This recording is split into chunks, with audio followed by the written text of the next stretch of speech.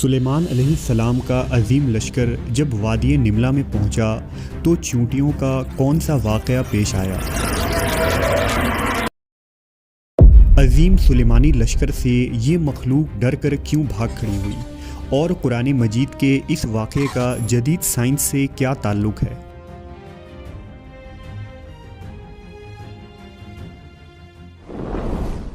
حضرت سلیمان علیہ السلام اللہ کے نیک بندے اور بادشاہ تھے جو داؤد علیہ السلام کے چھوٹے بیٹے تھے۔ آپ 965 قبل مسیح میں حضرت داؤد کے جانشین ہوئے اور تقریباً 60 سال فرما روا رہے۔ اللہ نے اپنے برگزیدہ پیغمبر سلیمان علیہ السلام کو علم منطق الطیر یعنی پرندوں سے باتیں کرنے کا علم عطا فرمایا تھا، بلکہ آپ پرندوں ہی نہیں چرندوں، درندوں اور کیڑے مکوڑے تمام مخلوق کی زبان سمجھتے تھے اور ان سے انہی کی زبان میں باتیں کیا کرتے تھے۔ آپ علیہ السلام کی لشکر میں انسان، جنوں، پرندوں اور درندوں کے علاوہ اللہ تعالیٰ کی دیگر مخلوقات بھی بڑی تعداد میں شامل تھی۔ آپ بہت رعب اور دبدبے والے بادشاہ تھے۔ آپ کے لشکر میں یہ مخلوقات الگ الگ گروہ میں منقسم تھی: شیطان کا گروہ، جنوں کا گروہ، انسانوں کا گروہ، حیوانات کا گروہ اور پرندوں کا گروہ۔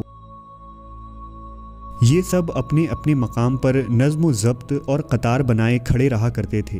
کسی کی یہ مجال نہ تھی کہ وہ اپنے رتبے یا درجے کے خلاف آگے پیچھے ہونے کا جرم کے مرتکب ہو۔ سب کی جگہ موجود تھی، اور اگر کوئی موجود نہ ہوتا تو آپ کو فوراً خبر ہو جایا کرتی۔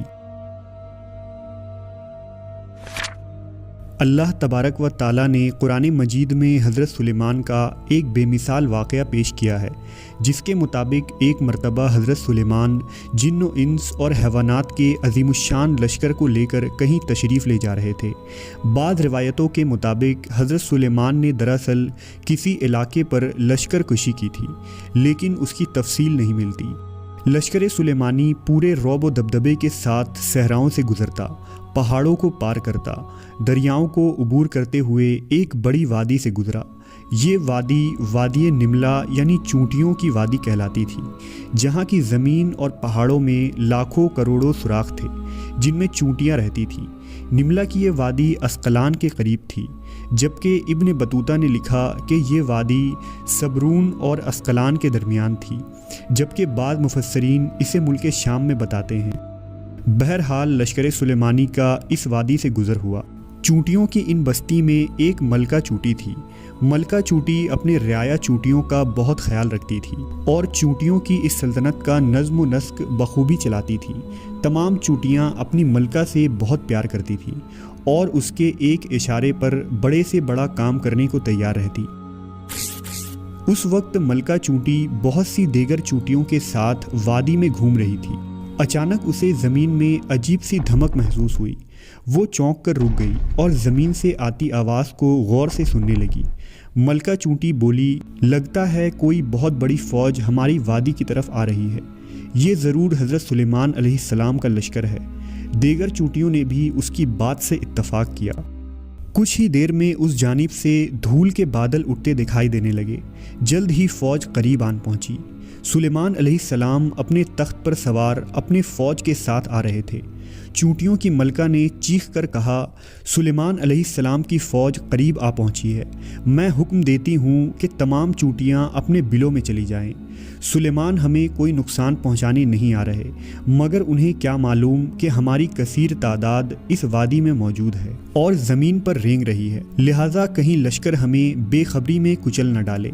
حضرت سلیمان اس وقت 3 یا 5 میل کی دوری پر تھے، لیکن آپ علیہ السلام تک ملکہ چونٹی کی آواز پہنچ گئی۔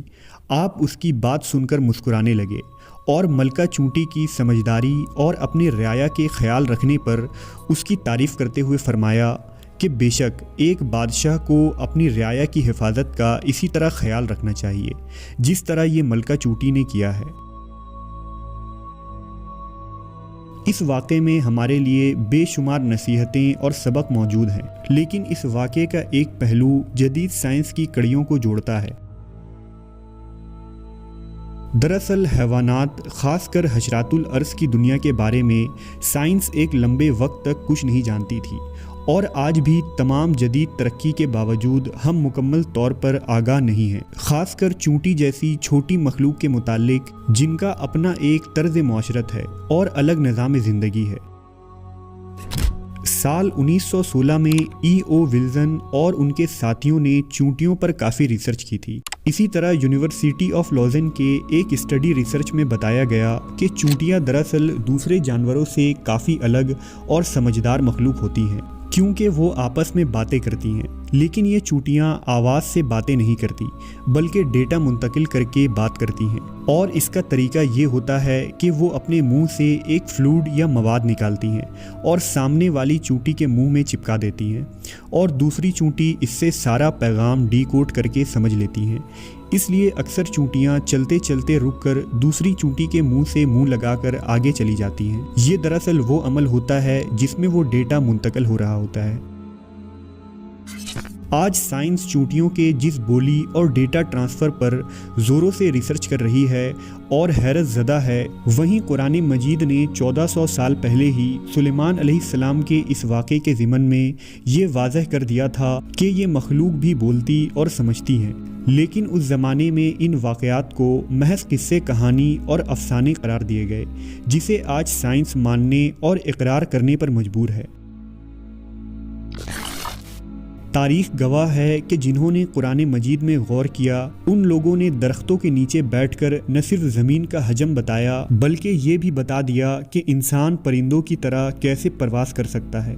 اگر ہم قرآن مجید میں غور و فکر کریں تو آج بھی ایسی ایجادات کر سکتے ہیں کہ نسل انسانی حیران رہ جائے، جیسا کہ اللہ نے قرآن مجید میں بار بار فرمایا، کیا یہ قرآن میں غور نہیں کرتے؟ کیا یہ عقل نہیں رکھتے؟